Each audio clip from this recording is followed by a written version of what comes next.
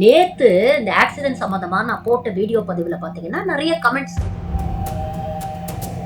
இந்த புகை மண்டலத்துல ஒரு துர்நாற்றமும் வீசிருக்கு. இப்படி தொடர்ந்து தினம் தினம் ஏதாவது ஒரு ட்ரெயின்ல ஏதாவது ஒரு விபத்து நடந்துகிட்டே இருக்கு. உயிருக்கு உத்தரவாதம் இருக்கா அப்படிங்கிற ஒரு கேள்வியை நம்ம முக்கியமா கேட்க வேண்டியது. ஆயிரக்கணக்கில் காசு வாங்குறீங்கல்ல, அப்ப என்ன பண்ணுது இந்த அரசு? வணக்கம் நேர்களே, இது ஷர்மிளா டாக்கீஸ். நான் உங்கள் டாக்டர் ஷர்மிளா. நேத்து கடலூர்ல நடந்த ரயில்வே ஆக்சிடென்ட்ல இருந்து நான் இன்னும் மீளல. அதுக்குள்ள இன்னைக்கு காலையில இன்னொரு செய்தி என்ன அப்படின்னு பாத்தீங்கன்னா, திருநெல்வேலியில இருந்து சென்னைக்கு வரக்கூடிய வந்தே பாரத் எக்ஸ்பிரஸ், இது கொஞ்ச நாளைக்கு முன்னாலதான் இனாகிரேட் பண்ணாங்க. இந்த எக்ஸ்பிரஸ்ல திருநெல்வேலியில இருந்து கிளம்பி ஒரு 1.5 hours ஆறதுக்குள்ள பாத்தீங்கன்னா என்ஜினுக்கு பின்னால இருந்த கம்பார்ட்மெண்ட் ஃபுல்லா புகை நிரம்பி இருக்கு. இந்த புகை மண்டலத்துல ஒரு துர்நாற்றமும் வீசிருக்கு. உடனே அதுல இருக்கக்கூடிய பயணிகள் பதட்டப்பட்டு உடனே ட்ரெயினை நிப்பாட்ட சொல்லியிருக்காங்க. ட்ரெயினை நிறுத்திட்டு அதுக்கப்புறம் என்ன ஏது what is the source of smoke அப்படின்னு பாத்தீங்கன்னா, அங்க இருக்கக்கூடிய மாற்றுத்திறனாளிகளுக்கான கழிவறையில இருந்து ஸ்மோக் அதிகம் வருது அப்படிங்கறத கண்டுபிடிச்சிருக்காங்க. அதுக்கப்புறம் இப்ப என்ன சொல்றாங்கன்னா, அந்த ஏசி யூனிட்ல ஏதோ எலக்ட்ரிக்கல் ஃபெயிலியர் நடந்துருச்சு, அதனாலதான் இந்த பிரச்சனை அப்படின்னு சொல்லிட்டு அந்த கம்பார்ட்மெண்ட் இருக்கக்கூடிய பயணிகள்லாம் மத்த கம்பார்ட்மெண்ட்டுக்கு மாட்டிட்டு அதுக்கப்புறம் அதை சரி செய்துட்டு வண்டியை திரும்ப எடுத்திருக்கிறாங்க. இந்த செய்தியை கேட்கும் போது மனசுக்கு ரொம்ப கஷ்டமா இருந்தது. ஆனா இதை தாண்டி ஒரு விஷயத்த நாம யோசிக்கணும். ஆயிரக்கணக்கில் ட்ரெயின் ஃபேரை கட்டி நாம ஒரு ட்ரெயின் டிக்கெட்டை புக் பண்றோம். எதுக்கு இந்த ட்ரெயின் டிக்கெட்டை புக் பண்றோம்? நம்மளுடைய பயணம் ரொம்ப கம்ஃபர்டபுளா இருக்கணும், குறித்த நேரத்துல நம்ம போய் நம்ம டெஸ்டினேஷன்ல ரீச் பண்ணணும் அப்படிங்கிற ஒரு விஷயம் தான். வந்தே பாரத்துக்கு ஏகப்பட்ட வரவேற்பு இருக்கு அப்படிங்கிறது ஒரு பக்கம் இருந்தாலும், எவ்வளவு பேரால வந்தே பாரத்தை அஃபோர்ட் பண்ண முடியும் அப்படிங்கிற கேள்வி இன்னொரு பக்கம் இருக்கு. இன்னைக்கு நடுத்தர மக்கள் நிறைய பேர் வந்தே பாரத்துக்கு மாறிட்டாங்க. அவங்களால அஃபோர்ட் பண்ண முடியும் அப்படிங்கிறதுனாலயா அப்படின்னு கேட்டீங்கன்னா, இல்ல, அவங்களுக்கு வேற சாய்ஸ் இல்ல. ஏன்னா இருக்கக்கூடிய மற்ற லோக்கல் ட்ரெயின்ஸ் எல்லாம் பாத்தீங்கன்னா ரொம்ப மோசமாக இருக்கு. சரியான நேரத்துக்கு போய் சேர்றது இல்ல. அங்க சரியான வசதிகள் கொடுக்கப்படுறது இல்ல. அப்படிங்கிற ஒரு காரணத்தினால ஒரு சில ஆயிரங்கள் அதிகம் ஆனாலும் பரவாயில்ல, வந்தே பாரத்ல கம்ஃபர்டபுளா டிராவல் பண்ணி போயிடலாம் அப்படின்னு நினைச்சு இன்னைக்கு பல பேர் வந்தே பாரத்துக்கு மாறிட்டு இருக்காங்க. வந்தே பாரத்ல டிக்கெட் ஃபேர் ரொம்ப காஸ்ட்லியா இருக்கு. ஆனா இந்த காஸ்ட்லியா இருக்கிறதுக்கு அவங்க என்ன சொல்றாங்க காரணம் அப்படின்னு பாத்தீங்கன்னா, உங்களுக்கு கம்ஃபர்டபுளான ஒரு ட்ரிப்பை நாங்க ப்ரொவைட் பண்றோம், ரயில்லே நாங்க ஃபுட்டு ப்ரொவைட் பண்றோம், அது மட்டும் இல்ல உங்க டிராவல் ரொம்ப கம்ஃபர்டபுளா இருக்கும் அப்படின்னு சொல்லிதான் இந்த ஃபேரை இவங்க ஜஸ்டிஃபை பண்றாங்க. ஆனா வந்தே பாரத்ல தொடர்ந்து இது போன்ற கம்ப்ளைண்ட்ஸ் வந்துகிட்டு இருக்கு. தமிழ்நாட்டுல மட்டும் இல்ல, எல்லா மாநிலங்களும் பாத்தீங்கன்னா எலக்ட்ரிக்கல் ஃபெயிலியர் அப்படின்னு சொல்றாங்க, ஏசி சரியா ஒர்க் பண்ணல அப்படின்னு சொல்லி வட மாநிலங்கள்ல வந்தே பாரத்ல தொடர்ந்து கம்ப்ளைண்ட்ஸ் வந்துட்டு இருக்கு. அதே மாதிரி அங்க இருக்கக்கூடிய வைஃபை என்டர்டெயின்மெண்ட் கன்சோல் சரியா ஒர்க் பண்ண மாட்டேங்குது. பிளக் பாயிண்ட் சார்ஜர்ஸ் இதுவும் சரியா ஒர்க் பண்ண மாட்டேங்குது. எல்லாத்துக்கும் மேல சர்வ் பண்ணக்கூடிய ஃபுட்டு ரொம்ப ரொம்ப மோசமா இருக்கு, குவாலிட்டி ரொம்ப மோசமா இருக்கு அப்படிங்கிற கம்ப்ளைண்ட்ஸ் வந்துட்டு இருக்கு. இது எல்லாத்தையும் காரணம் காட்டி தான் நீங்க அதிக ஃபேர் கலெக்ட் பண்றீங்க. இன்ஃபேக்ட் இப்போ சீனியர் சிட்டிசன்ஸோடைய டிஸ்கவுண்ட் எல்லாத்தையும் வேற ரத்து பண்ணிட்டாங்க. நீங்க டிக்கெட் புக் பண்ணி கேன்சல் பண்ணீங்கன்னா கேன்சலேஷன் சார்ஜஸ் வேற எடுக்கிறாங்க. இது எல்லாத்தையும் தாண்டி உயிருக்கு உத்தரவாதம் இருக்கா அப்படிங்கிற ஒரு கேள்வியை நம்ம முக்கியமா கேட்க வேண்டியிருக்குல்ல. இன்னைக்கு நீங்க ஃபிளைட் டிக்கெட் புக் பண்ண போனாலும் சரி, ட்ரெயின் டிக்கெட் புக் பண்ண போனாலும் சரி, travel insurance, would you like to take travel insurance அப்படிங்கிற ஒரு காலம் ஆட்டோமேட்டிக்கா ஆன்லைன்ல வரும். நீங்க எத்தனை பேர் அதை நோட்டீஸ் பண்ணி பார்த்துருக்கீங்கன்னு தெரியல.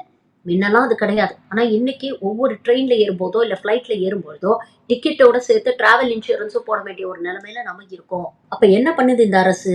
ஒரு பக்கம் மக்கள் கிட்ட டிக்கெட் ஃபேர் அப்படிங்கிற பேர்ல ஆயிரக்கணக்கில் நம்ம கிட்ட வாங்குது. அந்த டிக்கெட்டை புக் பண்ணிட்டு நம்ம கேன்சல் பண்ணோம்னா அதுக்கு கேன்சலேஷன் சார்ஜஸ் நம்ம கிட்ட கலெக்ட் பண்ணிக்கிறாங்க. இன்னொரு பக்கம் நாம கொடுக்கக்கூடிய ஜிஎஸ்டி இல்ல வரிகள் மூலமாக பாத்தீங்கன்னா இந்த ரயில்வேஸ்க்கு பராமரிப்புக்காக ஒரு தொகையை ஒதுக்குறாங்க. ஆனா ஒழுங்கா பராமரிப்பு செய்யப்படுதா? நம்மளுடைய சேஃப்டி செக்யூரிட்டி என்ஷூர் செய்யப்படுதா? நம்மளுடைய கம்ஃபர்டபுளான டிராவல் என்ஷூர் செய்யப்படுதா? நமக்கு ப்ராப்பரான ஹைஜீக்கான ஃபுட் ப்ரொவைட் பண்ணப்படுதா? இதெல்லாம் ஒரு கேள்விக்குறியா இருக்கு. இதே திருநெல்வேலி வந்தே பாரத்ல பாத்தீங்கன்னா கடந்த மே மாசம் எந்தவித முன்னறிவிப்பு இல்லாம நான்வெஜ் பிரேக்ஃபாஸ்ட் நாங்க சர்வ் பண்ண மாட்டோம், ஒன்லி வெஜிடேரியன் பிரேக்ஃபாஸ்ட் அப்படின்ற ஒரு விஷயத்த இவங்க நடைமுறைப்படுத்துறாங்க. இது பயணிகளிடையே பெரும் கொந்தளிப்பை ஏற்படுத்துச்சு. ஆனா இதற்கு அவங்க என்ன காரணம் சொன்னாங்க தெரியுமா? அந்த டிராவல் சர்க்கியூட்ல பாத்தீங்கன்னா நான்வெஜ்க்கு பெரிய வரவேற்பு இல்ல. சோ காஸ்ட் எஃபெக்டிவ்னஸ்க்காக, காஸ்ட் கட்டிங்காக நான்வெஜ் ப்ரொவைட் பண்ண மாட்டோம் அப்படிங்கிற ஒரு காரணத்தை இந்த ஒன்றிய அரசு சொல்லுச்சு. ஆயிரக்கணக்கில் காசு வாங்குறீங்கல்ல, அப்போ நமக்கு பிடித்த உணவை கொடுக்க வேண்டியது தானே ஒரு சர்வீஸ் ப்ரொவைடரோட கடமை. அப்போ உங்க சௌரியத்துக்காக, உங்க லாபத்துக்காக நாங்க நான்வெஜ் சாப்பிடக்கூடாது, வெஜிடேரியன் தான் சாப்பிடணும் அப்படின்னு முடிவு பண்றதுக்கு நீங்க யாரு? இது போன்ற பல கேள்விகள் தொடர்ந்து கேட்கப்படுது. ஆனா ஒன்றிய அரசு தரப்புல இருந்து இதற்கான சரியான பதில் ஏதாவது வருதா? சரி, இவ்ளோ விஷயங்கள் பட்ஜெட்ல ஒதுக்குறாங்கல்ல, நான் சொன்ன இந்த விஷயங்கள் எல்லாம் என்னைக்காவது இவங்க என்ஷூர் பண்ணியிருக்காங்களா? இருக்கக்கூடிய ட்ரெயின்ஸோட குவாலிட்டிய அப்கிரேட் பண்றாங்களா? இருக்கக்கூடிய ட்ரெயின்ஸோட சர்வீஸ அப்கிரேட் பண்றாங்களா? ட்ராக்க மெயின்டெயின் பண்றாங்களா? சிக்னல்ஸ மெயின்டெயின் பண்றாங்களா? ப்ராப்பரான ஃபுட் ப்ரொவைட் பண்றாங்களா?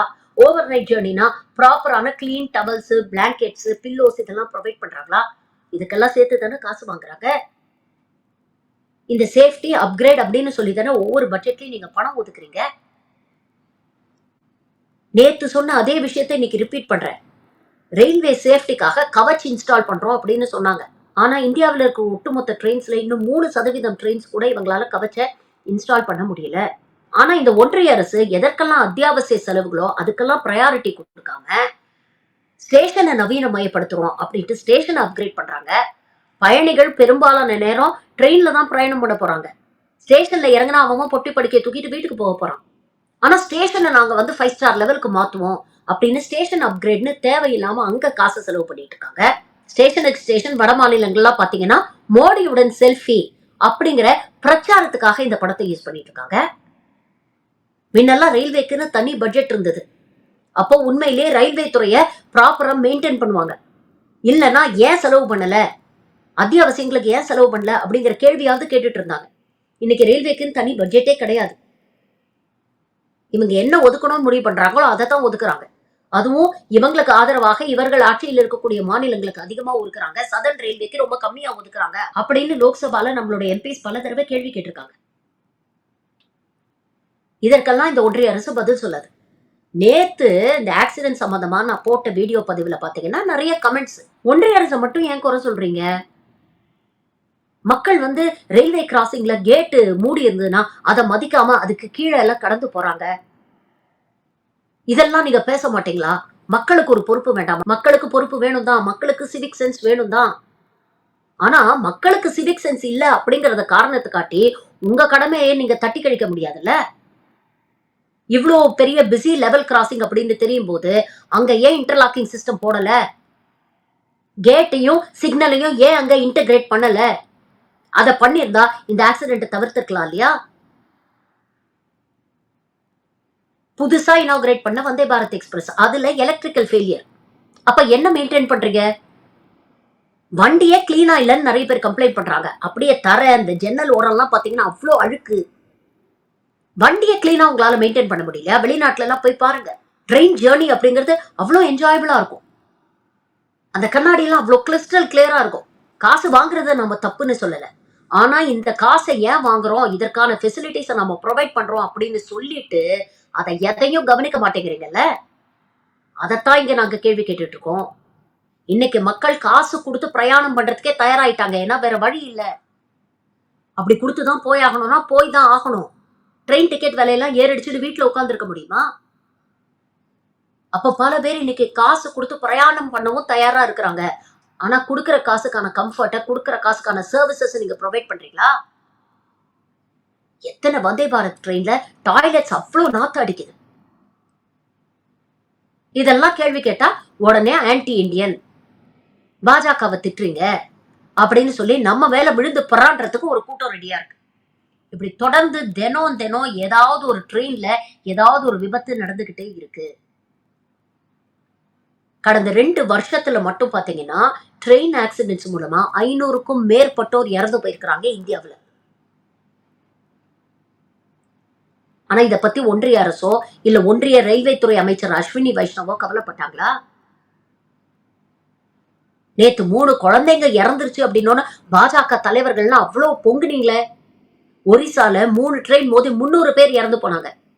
ஏதாவது ஒரு பாஜக தலைவர் அதை பத்தி பேசியிருக்கிறாங்களா? இல்ல அங்க இருக்கக்கூடிய அரச கேள்வி கேட்டிருக்காங்களா? எதிர்கட்சி ஆளக்கூடிய மாநிலங்கள்னா உடனே தூக்கிட்டு வந்துடுவீங்க விமர்சனத்தை. நேத்து கூட பாருங்க, எதனால விபத்து நடந்தது அப்படின்னா கேட் கீப்பரோட அலட்சியம். ஆனா எவ்வளவு நேக்கா சுரங்கப்பாதை அமைக்க 1 வருஷமா பர்மிஷன் கொடுக்கல அப்படின்னு டிஸ்ட்ரிக்ட் கலெக்டர் மேல திருப்பி விடுறாங்க பாருங்க. அந்த அறிக்கைக்கு அப்புறம் ரயில்வே துறையில இருந்து அதை பத்தி ஏதாவது பேசுனாங்களா? அப்ப அவங்களுடைய நோக்கம் பிரச்சனைக்கு நாங்க ரெஸ்பான்சிபிள் இல்லைன்னு எந்த அளவுக்கு கை கழுவி விட்டுட்டு அப்படி ஓரமா நின்று வேடிக்கை பார்க்கணுமோ அந்த மாதிரி வேடிக்கை பார்ப்பாங்க. காசு கட்டி பிரயாணம் பண்றவங்க நீங்க. கொடுக்கிற காசுக்கு கொடுக்க வேண்டிய சர்வீசஸ் கொடுக்கணும். அப்படி கொடுக்கலன்னா யாரு கேள்வி கேட்கணும்? நீங்க தான் கேள்வி கேட்கணும். என்னைக்கு நீங்கெல்லாம் வெகுண்டு கேள்வி கேட்குறீங்களோ அன்னைக்கு தான் அரசாங்கத்துக்கு பயம் வரும். எப்போ கேட்க போறீங்க?